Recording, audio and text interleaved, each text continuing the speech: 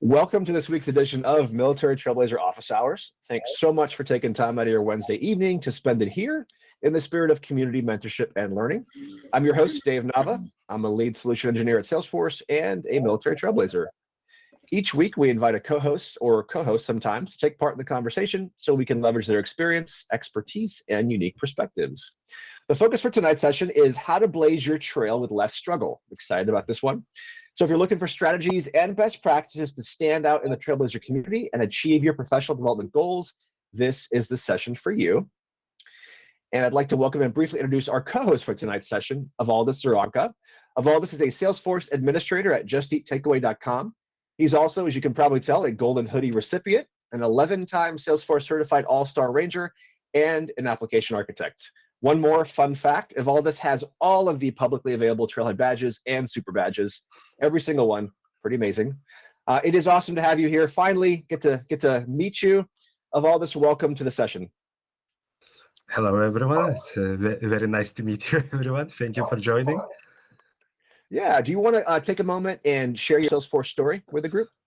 Okay, so I'm Evaldas, and my Salesforce journey started around 3.5 years ago. Basically, I used to work in the cybersecurity industry, and I wanted to change career because I started to miss some social occasions like birthdays and at the gatherings. Basically, as well, I work in a shift work, so it's 4 days on, 4 days off.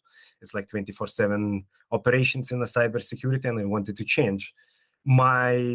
At that time, my girlfriend, now fiancée, told me, "Oh, Evaldas, you should try Salesforce because you love technologies and you have a big passion for technologies." So I started to do my deep research to understand how can I start, and I found an amazing learning platform, Trailhead.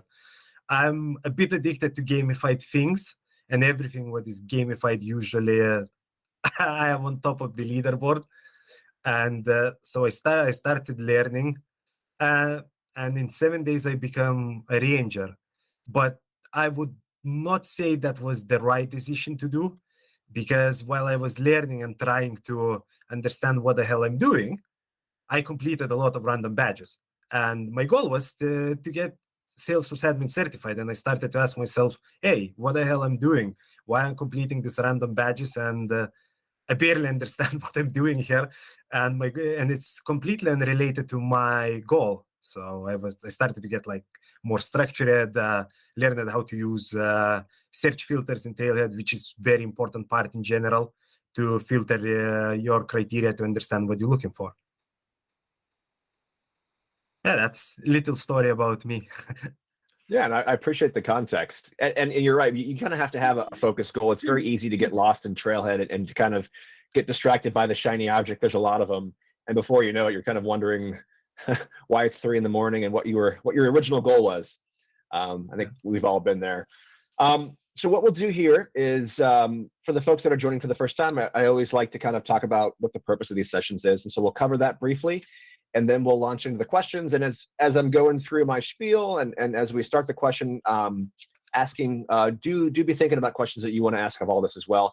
I know some folks had sent me questions from LinkedIn. I appreciate that, and I've got those in my list, but always excited to interact with all of you because honestly, these sessions are for you. So these sessions are, to my point, an informal get-together for gathering with military trailblazers as well as allies. Everyone's welcome to explore primarily non-technical Salesforce career and branding related topics so that you can achieve your professional development and career related goals. So for this next hour, this is an opportunity for collaborative mentorship where everyone is encouraged to participate in the conversation and help answer questions as well as ask them from your perspective, which of course provides that richer dialogue for the answers given. Do keep an eye on the chat window during tonight's session. And as well as others on this call, we post in chat. I'll include some things from LinkedIn, articles, knowledge articles, employment opportunities, things of that nature. And then to my earlier point, if you want to ask a question at any point during tonight's sessions, feel free to do so. You can either post it in chat if you don't want to speak up, or if you want to, raise your hand and I'll call on you in the order and we'll get your question. One final note, we are recording tonight's session, as you can tell. So if you want to share something and you don't want it to appear on the recording, just let me know beforehand. I'll go ahead and make sure that I tell my graphical editor to edit it out of the final recording. Much easier to do beforehand than afterwards. So with that, we'll go ahead and get started with the questions, and then as you have those, go ahead and speak up. Evaldas, as we mentioned, you have all of the publicly available Trailhead badges, 11 certifications. So you've got to have an effective learning schedule. Can you share kind of your time management strategy and the daily practices that you've implemented to carve out time for your professional development? Okay, so to answer this question, I'll have to split into two parts. One will be before COVID and after COVID. The reason why I'm doing this, because once I started my career, first 4 months I had to attend the office. So 5 days per week, like there was no remote working at that time. So at that time, my schedule was I always arrive at 8 o'clock in the morning instead of 9 o'clock.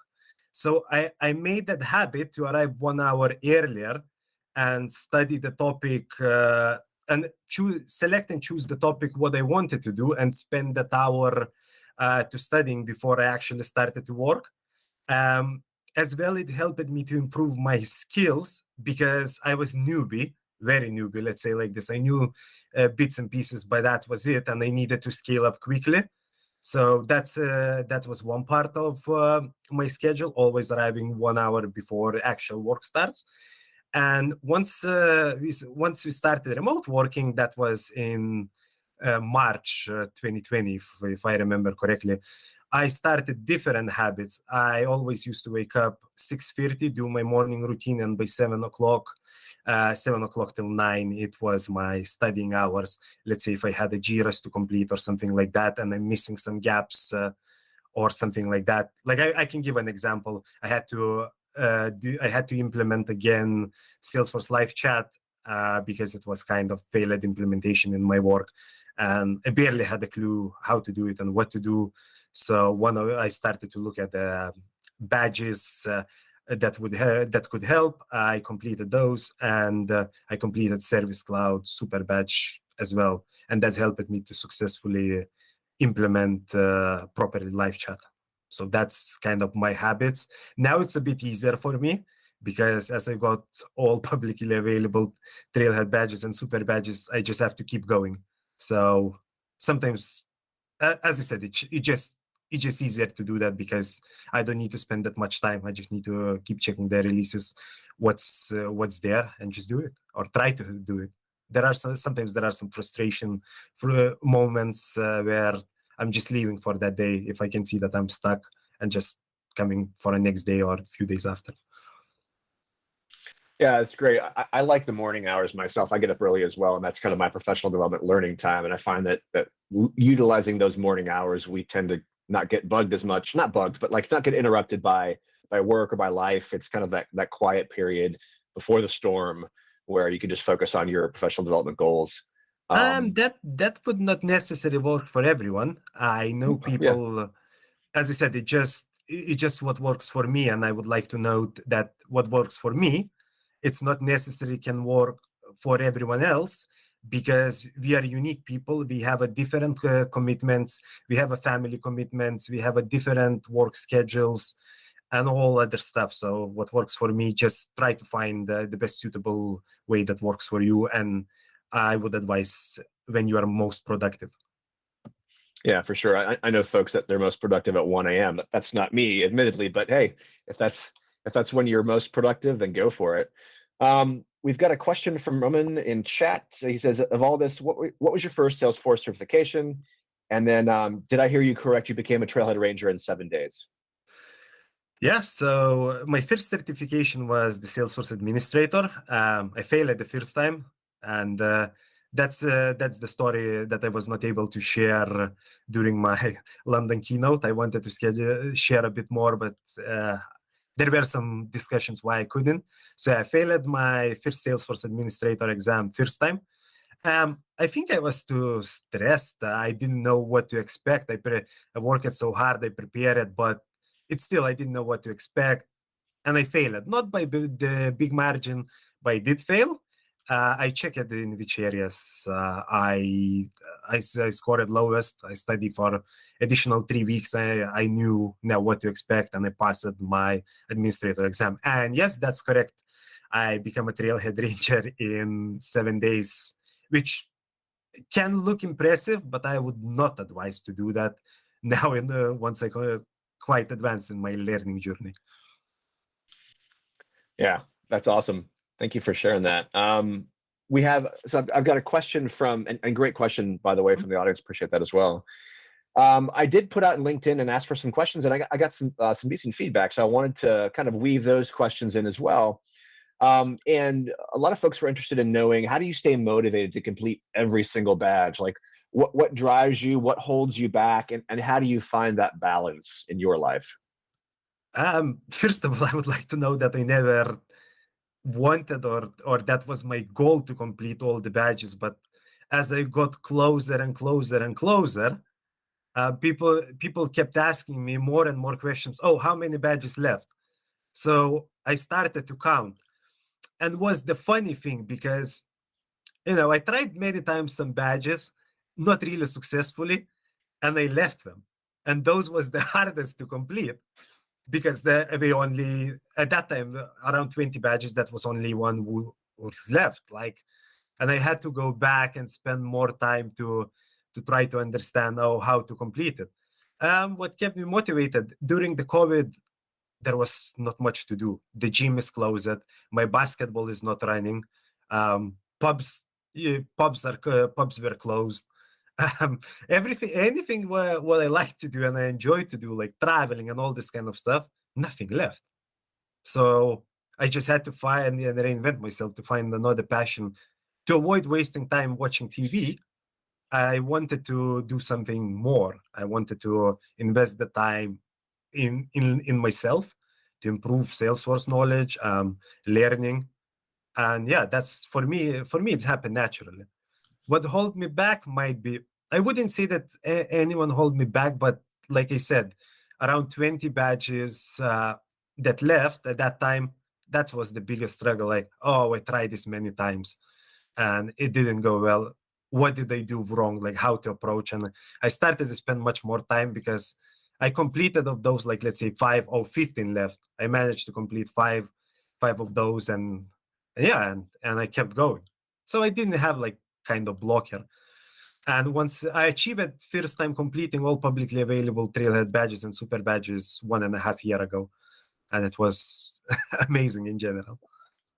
Yeah, I remember that. I remember your post on LinkedIn. It is awesome.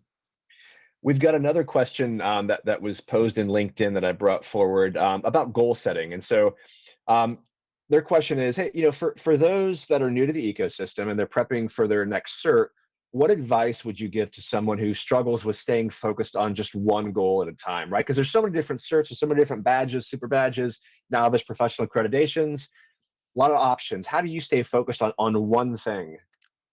I would say you need to have a plan, and the plan has to be done in the way that you would understand. I usually use the words that I understand. For example, if I want to do this, what I have to do, and else, if I can't achieve this, what is my plan B? How can I tackle the situation? But the plan is very important. If I know something, we have to be flexible, but setting the goal, it might be not a goal. Goal is the first thing, but the plan is more important, how you tackle the situation. And you have to take that as a commitment, not like, okay. I've seen so many Trailblazers who say, I can't pass the exam.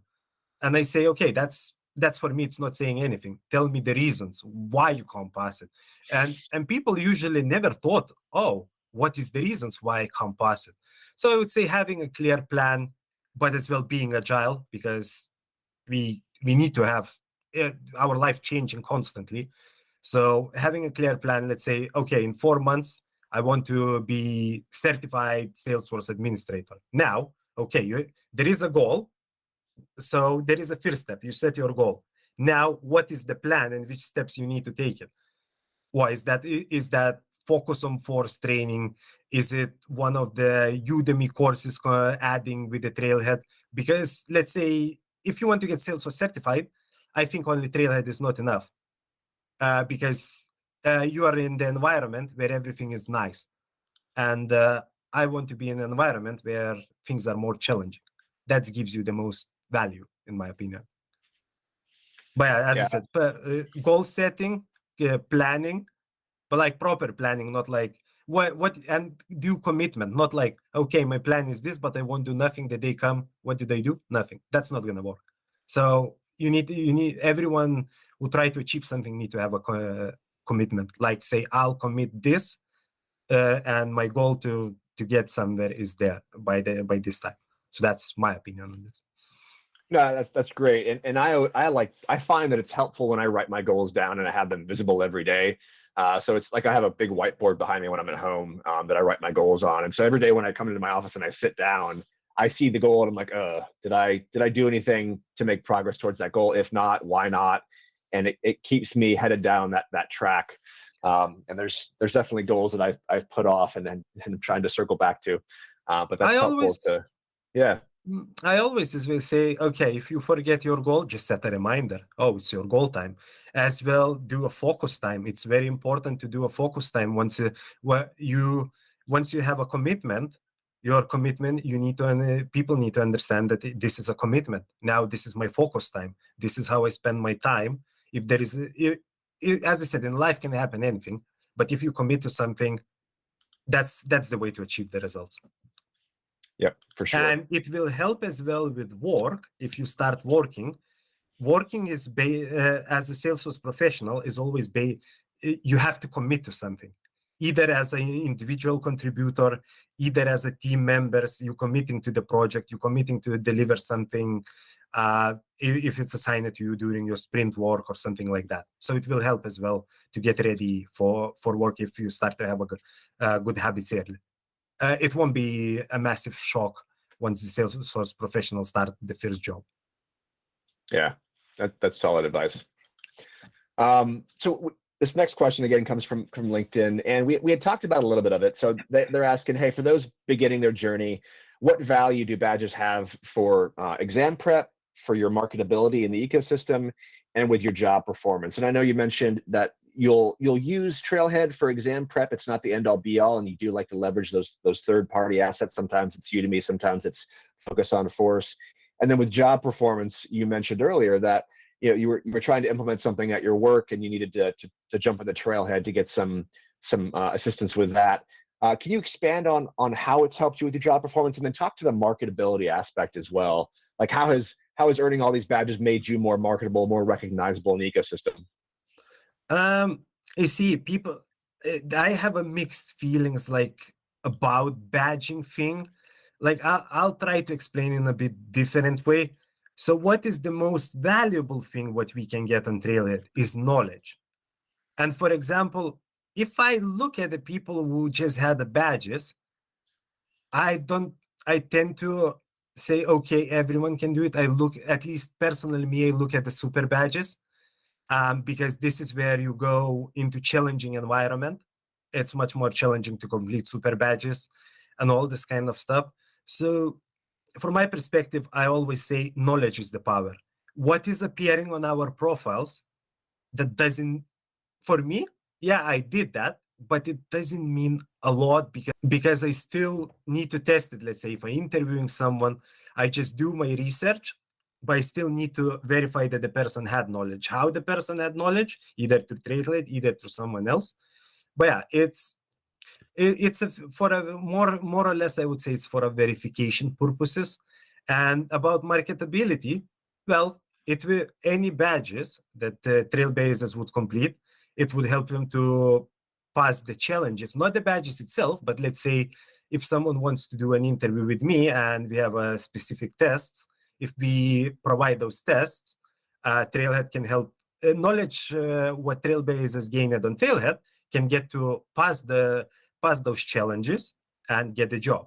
I look at it from this perspective. Yeah, that's helpful. David, you got a question or a comment? Sure, thanks, Dave. Thanks for joining us tonight. I have a question. With your experience with so many certs, so many badges, right? Having done all the badges and 40 plus super badges, what do you think is more valuable in the workplace? Between you asking between the certifications and super badges? Yeah, certifications, super badges, and just the badges themselves. You see, it's a good question, but I would say always differently. Experience is the most valuable. But if you're asking me specifically, I would say, in my opinion, super badges, both having weights. Certification shows that you manage to achieve certain level what's required, and super badges showing that you manage to pass the scenarios and the obstacles. Certifications would be more valuable because the way how the market works. It's just looking from the market perspective only, certifications would be more valuable.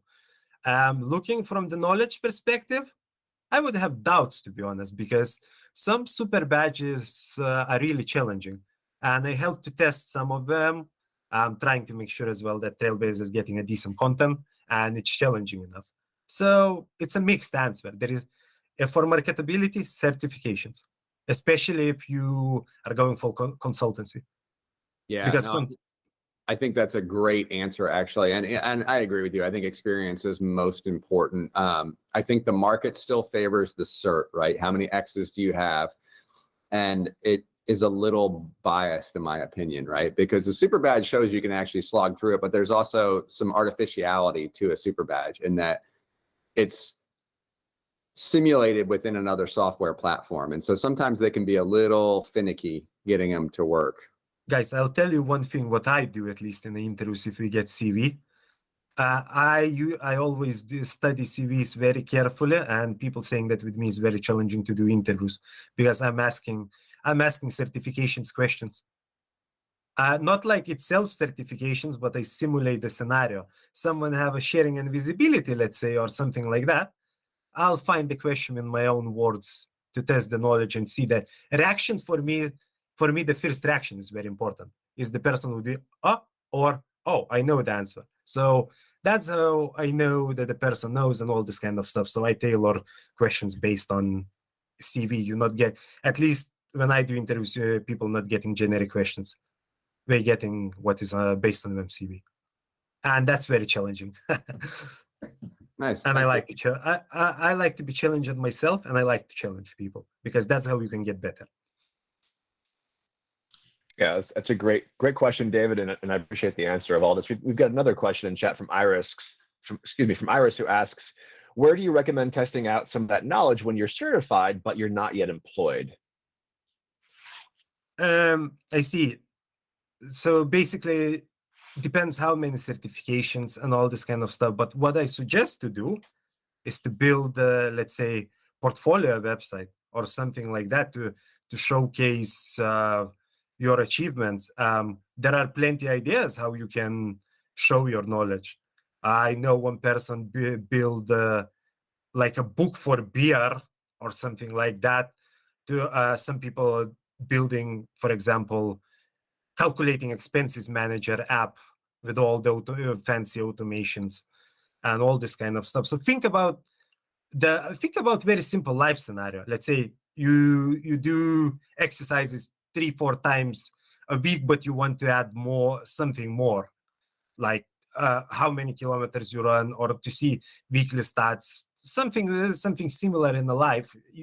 It's just up for imagination, but always constantly need to practice either on Trailhead, either thinking about own scenario and building something else. And if someone already certified, people can choose my approach. I got certified and I applied 486 times anywhere where the position title contained the Salesforce administrator without looking even at the criteria, because at the first job, there is nothing to lose. Guys, you absolutely have nothing to lose once you're applying for a first job. You just can win by getting job as Salesforce consultant, Salesforce administrator, and someone else. So Yeah, it's a positive point of view to look at for sure, and we're going to touch on that earlier because I had noticed the article where you shared kind of that piece of your journey, and it's on your LinkedIn profile. But we're going to definitely touch on that. It's interesting, and great question, Iris. Thank you for that. While we're kind of on the topic of hands-on and super badges, what badges or super badges or certs really resonated with you afterwards, and why? So I would say every badge related to automation, every badge certification, so like platform app builder, PDA platform developer one, all this kind of stuff. Why this? Because I want basically our company have around 40,000 global Salesforce users. So I want our users to work smarter, not harder. Let's say if salesperson main job is to sell, I want them to make that pound for us. I don't want them to spend endless time to entering the data. I want them to make money for us, not to bog them with endless data entries, uploads, or something like that. So that's my answer.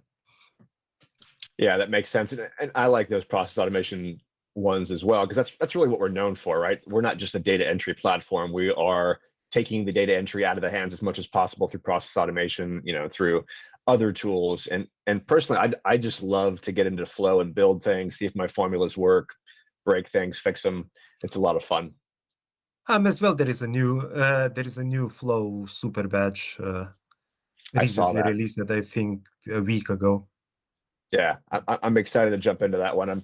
I'm on the certification track right now, so I'm studying for a cert. And I promised myself I would slow down a little bit with the badges just so I can put that time back into my cert studying. But it's on my hit list. All those new super badges, those look like a lot of fun. What's your goal, David? System architect?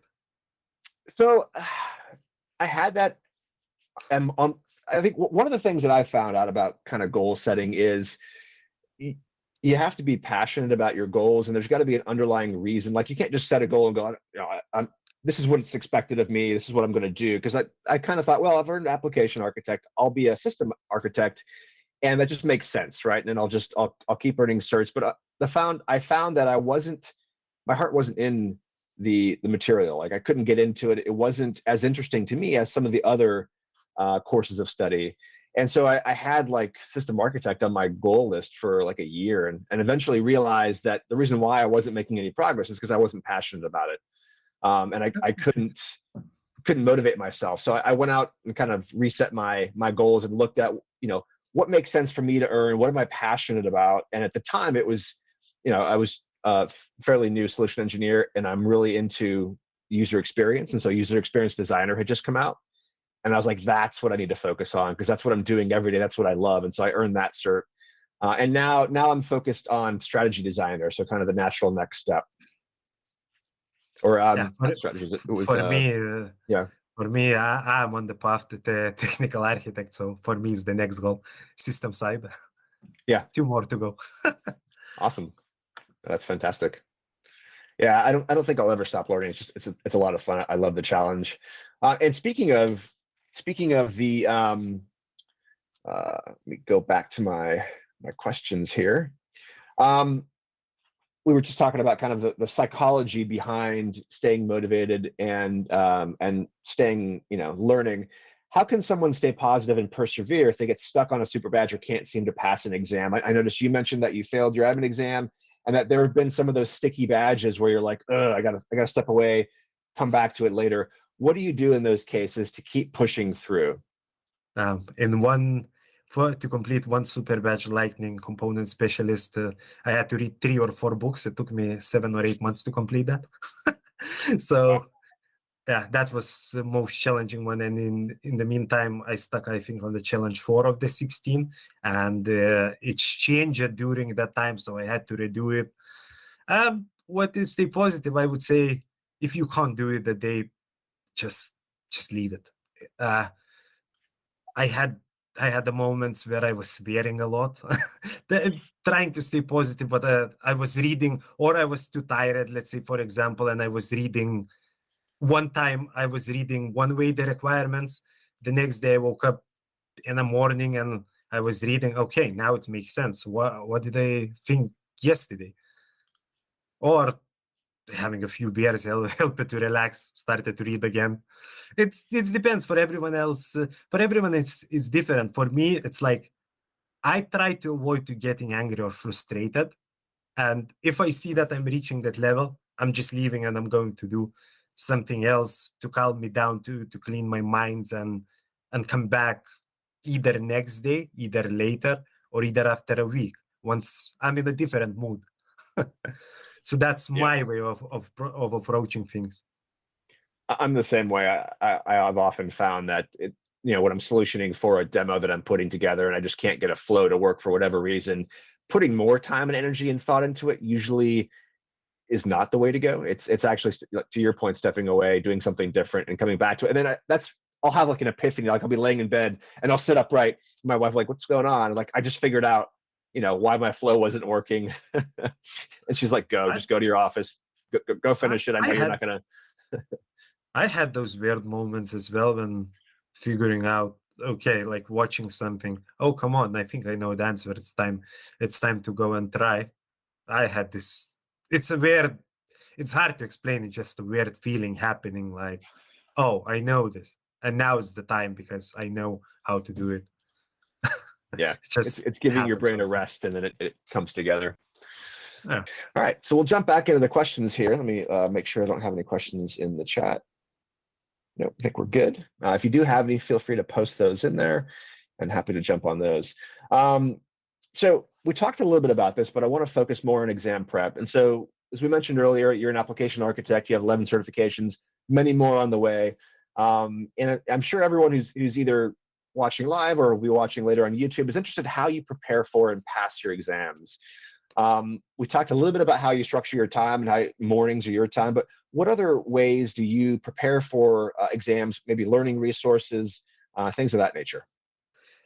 So for me, it's very simple. I start from the exam guide. I print the exam guide and I review all the topics and it's not gonna work maybe for someone who is just doing first exam, because what I do, I leverage my experience, and let's say I look at the topics what the exam asking, and I cross them. If I know this for sure, I just cross that, so I know on what I need to focus to pass the exam. Let's say simple example. In our organization, we had to revamp our sharing model, and we finished that project. And I was hot because we just did that, and I went and completed my sharing and visibility exam with not much of the preparation because my work did everything for me, because I had to do the job, and that was correlating with most of the exam outline. So yeah, I just went and do it. But yeah, that's the first thing. What I do is like always try to leverage the work. If you completed the project, let's say implemented Service Cloud, implemented Sales Cloud, communities, whatever that's project, and you want to pass the exam, that's the best time to do it, because you have you gained a lot of new or improved new knowledge or improved your knowledge, and you're hot. So that's the right moment to get these certs done. But like I said, I just print the exam guide, cross the topics that I know well, so I pay to them less attention. And there are some specific topics where I really need to pay the attention, and I'm starting to look how can I do that. It's either Trailhead. I might need to review even the module that I completed. Focus on Force if they have the exam guide and outline. If I can find the video materials in a search, that's for me is amazing, because I prefer videos when reading, but sometimes it's not the case. So I have to compromise sometimes and look for other materials. I'm as well trying to look for the bloggers. I'm as well approaching people who passed the exam. Let's say might be I missed something and we have some valuable resources to share. Or even if I know that I want to pass, let's say, exam, and I can see someone pass it now, I would go to the person and say, hey, can you share your preparation materials or something like that? So that's usually my approach. Yeah, I have a similar approach because I mean, if you've been in the ecosystem long enough, you know that there are certain core certs where there's a lot of material. So Focus on Force does a great job with, the admin exam, Sales Cloud, Service Cloud, all the core certs. But then there's some certs that are kind of those niche certs where the big third-party providers don't provide a lot of, like, or CRM analytics, Pardot. There's not a ton of information out there. Marketing Cloud. There's some information out there, but no one's putting together the comprehensive marketing cloud course and exam guide. If you know of one, let me know because I haven't seen it. And then you have that third category where you've got the brand new certs that people are just starting to figure out, like Salesforce Associate, Business Analyst. Thankfully, it's been nice to see folks like Talent Stacker, who has released a Salesforce Associate course. Martin Gessner at Focus on Force just released Business Analyst. In fact, I posted about it in tonight's session, and you can see it in chat. But like, yeah, I mean, to your point of all this, like, I will reach out to community members as well and say, hey, listen, there's no Focus on Force course. There's no Udemy course. What did you do? And a lot of times in those cases, it does come down to Trailhead and those trail mixes. Like for a user experience designer, there's not a whole lot of material out there other than Trailhead. And so I literally took the trail all over again, took notes on the trail, and that's what helped me pass that one, as well as Business Analyst, because I took the Business Analyst before Martin Gessner and Focus on Force came out with theirs. So you just kind of see what's out there. If someone is new in the ecosystem, let's say, there are few certified practice tests on the Criterion website. So one is the administrator, and I think we released another one. But the Marketing Cloud one, yeah. Yeah, I think so. That there are two at least. So that is very good because this would bring you for administrator exam. This would bring you to the real exam as close as possible. That's the closest you can get. Yeah. I used the admin one from I think it's Criterion as my capstone. So I'd taken a bunch of practice exams, and then that was the last one that I took before the exam. Did fairly well, so I felt confident going into the test. But no, I appreciate kind of the overview of your study practices. That's very helpful because everyone does it differently, and it's always good to get different perspectives on how they approach that. So I want to move on to the topic of getting hired. And as I mentioned earlier, and as you mentioned as well, you had submitted 486 job applications before getting your first job offer. Salesforce 360 wrote a blog article about you. Like, I know that I personally, I couldn't have done that. So I mean, what was that like for you, and how did you stay positive through that process? Okay, so as I mentioned before, I worked in the cybersecurity industry before, 4 days on, 4 days off. And I had nothing to lose. I still had a job. I was not in a position that I don't have income. So for me, I needed one yes. I didn't care about no's. Basically, what my approach did, applying everywhere without looking in a job descriptions or something like that, just a job title, I managed to get connections, quite significantly increased connections, even I was unsuccessful. And what it did in general, I needed one yes. I didn't need to, as I said, I didn't need a no. I was very motivated. I had the work. I was studying still. So for me, there was a moments like, oh, how long it will take. It's taking too long, all this kind of stuff. But still, like I said, I needed one yes. No and negativity would not lead me anywhere. My goal was to get a job. To get a job, I had to understand I have no experience. What I have to lose? Nothing. And I needed to understand that I will have to have a certain level of negativity. I didn't expect it that much, to be honest, but I had to understand that I will face that. And yeah, I was just kept going. I needed a job. I was still doing my cybersecurity job, studying on Trailhead, passed the administrator exam.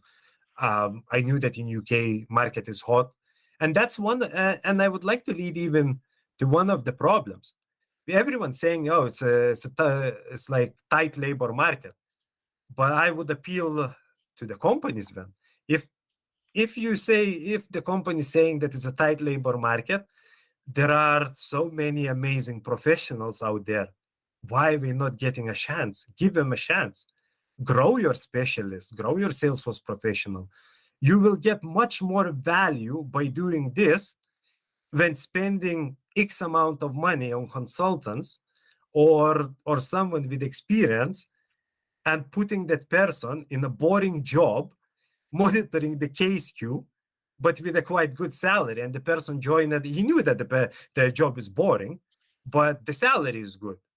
So that's what I'm seeing. So it's like it's leading to much wider discussion and topic that I try to discuss in UK as well with many hiring managers. And I say, guys, you want someone like me, but I had to grow and I had to start from nowhere. So not everyone can be like me. And for people who just joining hot ecosystem with a tight labor market, we're not getting chances. That's not the way how it should be, in my opinion. Yeah, no, definitely. You know, I'm wondering if we can dig in a bit. Lori brings up a great comment. She mentions in chat that the interview process was the most intimidating. With 486 job applications, you must have evolved your interview strategy, your process. What did you learn during that? And what are some, I guess, secrets of what tips would you offer for the interview process that you learned during your journey? First of all, try to read the job description very well. Job description can give you a lot of information. Like, I never thought that job description can give you a lot of information.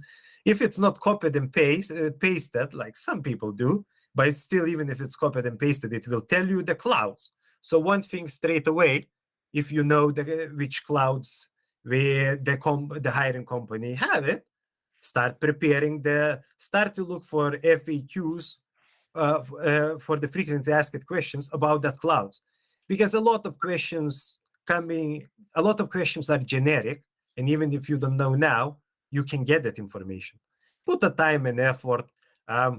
As well, I like to play mind games, and I like to study people who will interview me.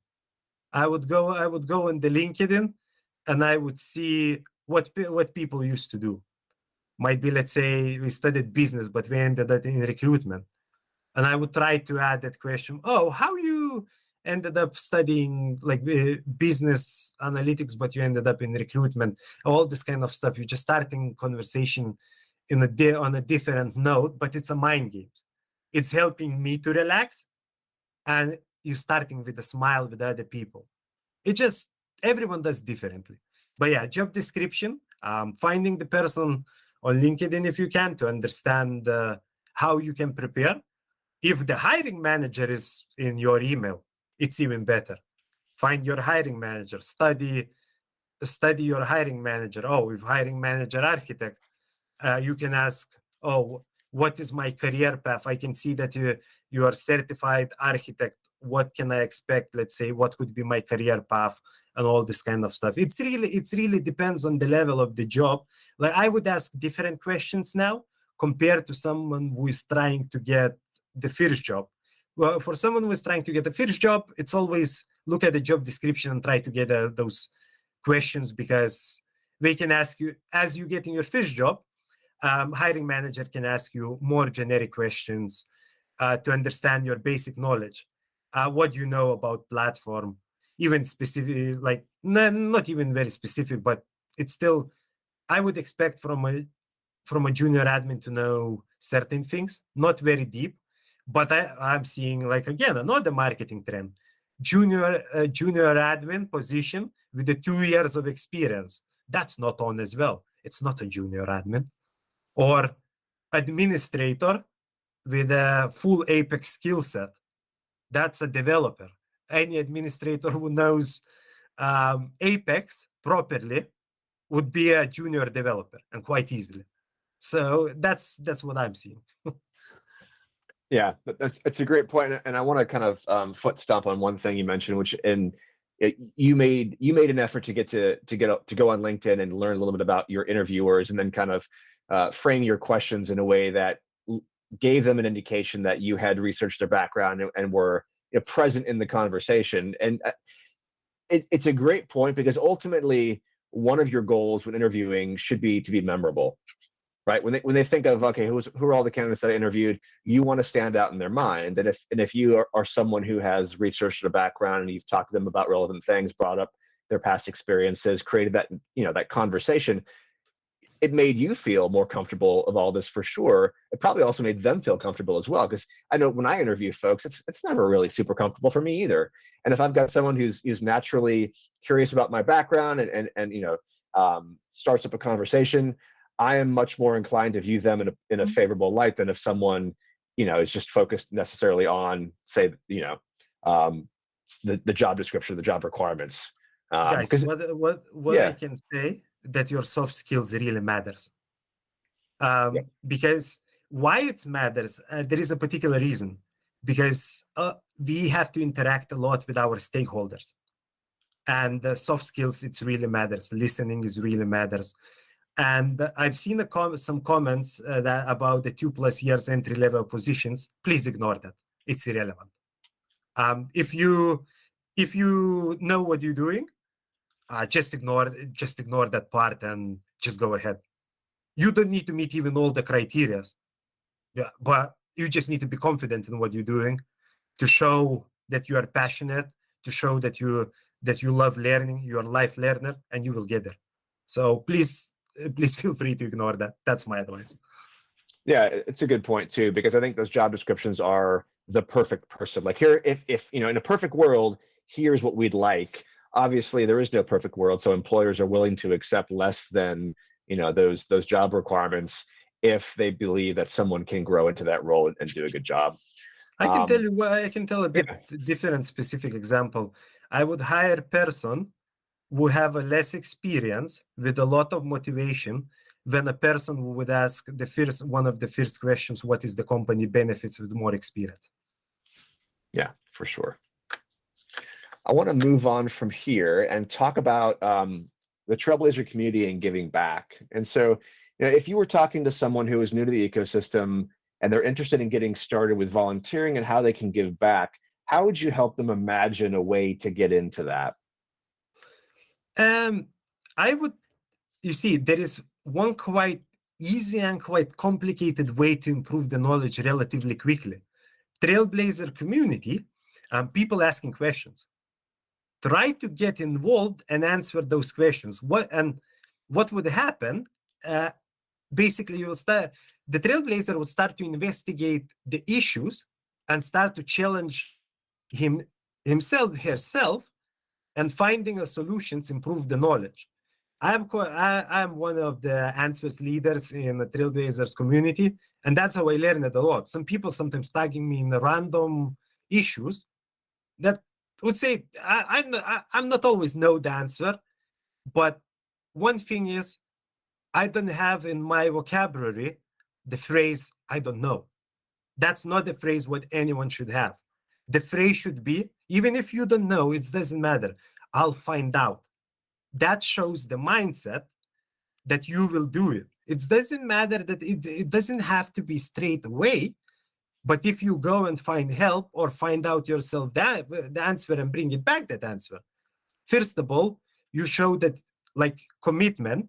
Secondary, it will show that you did a research or seek help, but you didn't push back your stakeholder or anyone who asked for help. That's not the way how we should do it. But yeah, I would say first thing, the Trailblazers community can ramp up your skills very quickly and improve understanding in various areas. There are as well some projects like pro bono and all this kind of stuff where you can try to get a volunteering position. That can be quite difficult or challenging, but that's the approach. Yeah, it's almost as if you were at the demo booth with me today at the conference, where I was telling people, I will find out for you.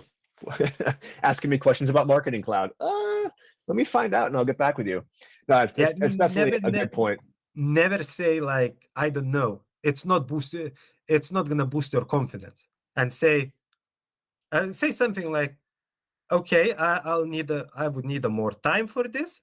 But I'll make sure that I'll get back to you and your question is noted. Just bear with me a day or two and I'll get back to you at least with the update even, or point you to the right direction or something like that. That would build your confidence. Instead, if you say always, I don't know, and in the business, someone will start talk, do the chit chat, and I say, oh, this person always saying, I don't know. I would start questioning a lot of things and why it's happening. What is the reason behind this? Yeah, for sure. I love that you brought up the answers community, because I think the answers community has changed a bit. It used to be the leaderboard was cumulative, and in order to beat someone, you'd have to make up so much slack because they'd answered like 10,000 questions, and there was no way that you were ever going to catch up if you're just starting. I think correct me if I'm wrong of all this, you'll know better than I, but I think they've restructured it where it resets every once in a while. So just because you're the leader at one point, you still have to earn your spot and keep answering questions, and there is an ability for folks to catch up. Is that accurate? Yeah, every month, if I remember correctly, it's reset. Not like resetting every day. Basically, it's moving the questions, like taking those. I think it's each 28 days and removing that day answers, something like that. I think now, but I would like to know that I never cared about leaderboard. Leaderboard is not something that I really cared. What I cared is to help the community members and gain knowledge. That was my interest. I was at one point, I was the first. Yeah, but I never like tried to be the first. It was just point of my life that I had a bit of free time, and there were certain topics where I could help, and I did. But leaderboard, as I said, I'm not really interested into that. What I'm interested, which support I can give and provide help. That's my main aim and goal. Why I'm there, and how can I improve the community? That's another thing. Yeah, 100%. And to that point, you're well known in the community, not only for having earned all the badges, right, but for being a proponent of learning, and for giving back. So I would be remiss if I didn't bring up personal branding in this session. What has been your approach to personal branding, and how has it helped you in your career? Personal branding is really important, because let's start from the recruitment side. If a recruiter comes to your profile, usually it's maximum 20 to 30 seconds, where we review and say either move on or yeah, let's speak with this candidate. So it's very important to do to try and have a like decent personal branding. My approach might be pretty same as your, David. To be honest, you were one of my inspiration, because you started a bit earlier than me, and once I looked at how you structured your profile, I started to take bits and pieces, see in a similar way, as well. Looked at other profiles. Let's say if someone have a lot of followers from the Salesforce ecosystem, I would go to that profile and I would try to read multiple times, and I would think, what is standing out for me? And I would try to see how can I adopt that to my profile and how it would fit within my profile structure. So that was my approach. But yeah, at the moment, I think it looks quite good because I'm getting compliments from time to time. Yeah, and I took like guidance from other profiles. That's the thing about branding is you can borrow what works from other folks in the ecosystem. You make it your own, you personalize it so it's unique to your brand, and then you go with it. And what I had really wanted to show everyone was, hey, if this knucklehead can do it, meaning me, who's been outside of tech my entire life, if I can come in with no tech background, no tech degree, no network, I deleted my previous LinkedIn account and started from scratch. If I can do it in a year, you can probably do it much quicker. You can do it better. So yeah, just get out there, earn badges, tell people about it, help people, and the rest will take care of itself. And I've seen that for you. I've seen that for me. I can give one interesting tip I don't think that many people knows. Yeah. In the website section, Trailblazers can add a website and name it how we want. So for example, under my website, I name it, I think, Salesforce Golden Hoodie recipient. And where that once people click on it, it will show it will show the post what Salesforce did once they won the golden hoodie. And you can put whatever you want there. I think it's 32 characters limit in the name, but you can put your link there if you have a website or your blog or something like that, and name it, let's say, Evaldas personal blog or something like that. And once someone click on your profile and click on that, we will be directed to that link. And it's not going to show as an ugly link, but it will show the name. Yeah, I love that profile area. And they added that new forward-facing link as well. I threw my YouTube channel on there. And you can put some emojis in there to draw additional attention. That's a great way. Like to Evaldas' earlier point, if you've gone on Trailhead and you've used that personal portfolio trail to create your own living dynamic resume with pictures of yourself and whatnot, like a lot of folks have done, you can feature that on your LinkedIn profile, put that on that page and draw people to that. It's a great branding tool. Yeah, and like I said, it's possible to do it within one click if you add to the website and you can say like personal portfolio or something like that, and anyone, hiring managers or someone else, would come to your profile. And usually we do click a links, and I know that because I'm speaking with so many of them on a daily basis. Yep, absolutely. Hey, well, we are pretty much at time here. But before we close, I wanted to thank Evaldas for the past hour for sharing his expertise and his experience with us. It's been an awesome session. I've had a lot of fun. Thank you so much for joining us tonight. Thank you very much, everyone, for joining as well. And I hope you enjoyed the session. Yeah. To Evaldas' point, thank you all for coming back each Wednesday and joining. And we hope to see you next Wednesday. In the meantime, stay safe. Have a great week. Have a great weekend. And we'll see you next week.